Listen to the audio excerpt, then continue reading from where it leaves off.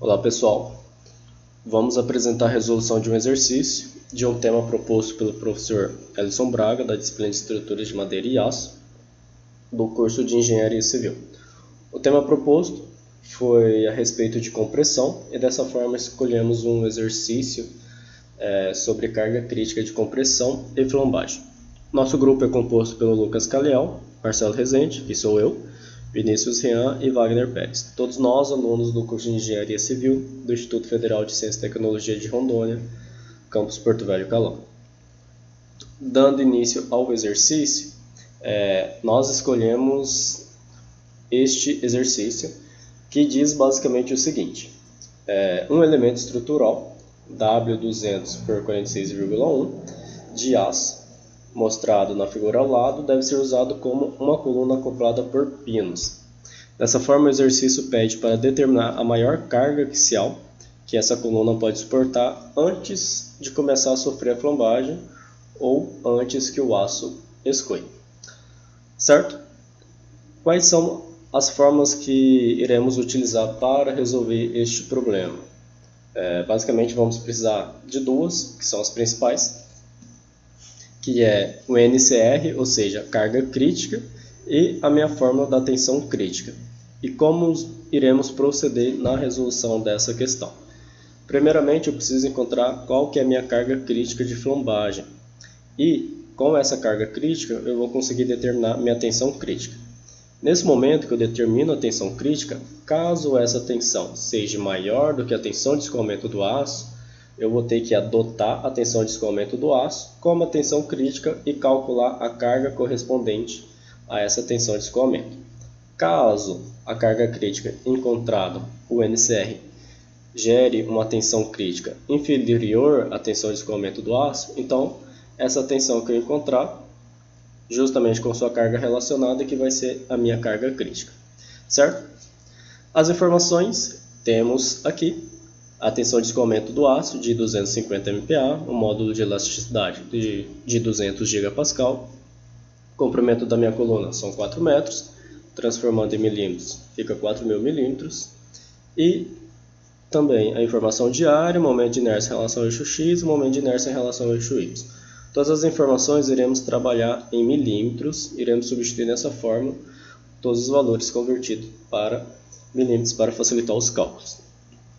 Essas informações de tensão de escoamento, módulo de elasticidade e comprimento da coluna são dados já fornecidos pelo próprio problema. Só que existem as informações de área, momento de inércia, tanto em relação ao X quanto em relação ao Y, que pode ser fornecido pelo problema ou pode existir casos que não seja fornecido. Porém, essas informações elas são facilmente extraídas de uma tabela de perfis, que nesse caso estamos falando do perfil W200 por 46,1. Esse perfil ele pode ser encontrado em diversas tabelas, vai variar de cada fabricante, e cada fabricante fornece essas tabelas com essas informações. Nesse caso desse perfil, podemos utilizar uma tabela de um fabricante bem conhecido, que é a Gerdau, que é essa tabela aqui, e temos aqui o perfil W200 por 46,1, e temos as informações que precisamos de área, momento de inércia em relação ao X, momento de inércia em relação ao Y, facilmente extraíveis aqui desta tabela. Observe que as unidades estão em centímetros, área em centímetros quadrados e momento de inércia em centímetros a quarto. Eu simplesmente posso pegar essas informações e utilizar na minha fórmula, desde que eu faça a conversão correta, por exemplo, de centímetros quadrados, que nesse caso é 58,6, transformando para milímetros quadrados, 5.860. Assim, para o momento de inércia em relação ao eixo X e em relação ao eixo Y, que na tabela está em centímetros a quarto, e transformando para milímetros, eu tenho esses valores. Correto? Então, sabendo de onde veio essas informações, de área e momento de inércia, essas informações podem ser calculadas de forma manual, porém, quando eu estou falando de um perfil padronizado, se torna muito mais fácil pegar as informações já tabeladas, uma vez que o fabricante é o responsável por fornecer essas informações, e reduz fortemente as chances de errar nos cálculos manuais. Correto? Então, dando início ao nosso cálculo, vamos realizar inicialmente a carga crítica em relação ao eixo Y. Por que em relação ao eixo Y? Justamente porque o momento de inércia em relação a Y é bem menor do que o momento de inércia em relação a X. Ou seja, meu momento de inércia em relação a Y vai me gerar uma carga crítica menor em relação ao eixo X. Dessa forma, não preciso fazer o cálculo para o momento de inércia maior e apenas para o menor momento de inércia. Então, substituindo os valores na fórmula, eu tenho π² vezes 200 vezes 10 ao cubo newton por milímetro, esse é o valor do módulo de elasticidade transformado para milímetros, vezes o meu momento de inércia em relação ao eixo Y, dividido pelo meu comprimento, também em milímetros ao quadrado. Realizando esses cálculos, eu vou encontrar o valor de 1891,8 vezes 10 a terça newtons, transformando em quilonewton, vou ter 1891,8 kN. Com esse dado, qual é o próximo passo? Calcular a minha tensão crítica. E como que é feito esse cálculo? Minha carga crítica dividido pela minha área. Ou seja, eu pego minha carga crítica em newtons e divido pela minha área em milímetros quadrados e eu encontro o meu valor da tensão crítica já em MPa. Nesse caso, encontramos 322,83 MPa. Observe o seguinte, a minha tensão crítica, nesse caso, ela foi bem superior à minha tensão de escoamento do aço. A tensão de escoamento do aço é de 250 MPa e a tensão crítica encontrada foi de 322,83 MPa.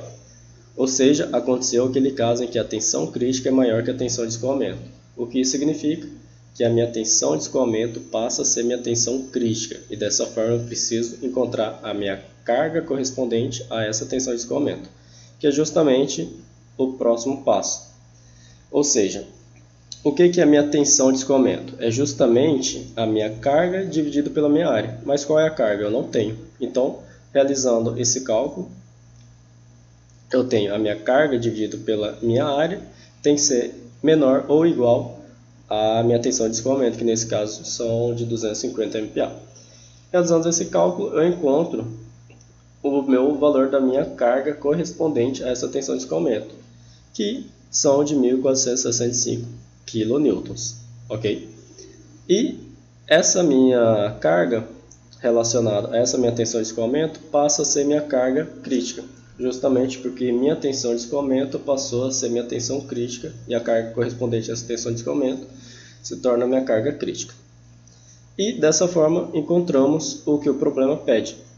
Ou seja, o problema pede qual que é a maior carga axial que a coluna poderia suportar e identificamos que a maior carga ou maior carregamento que essa coluna vai suportar antes de sofrer flambagem ou antes que o aço ocorra o escoamento será uma carga de 1.465 kN.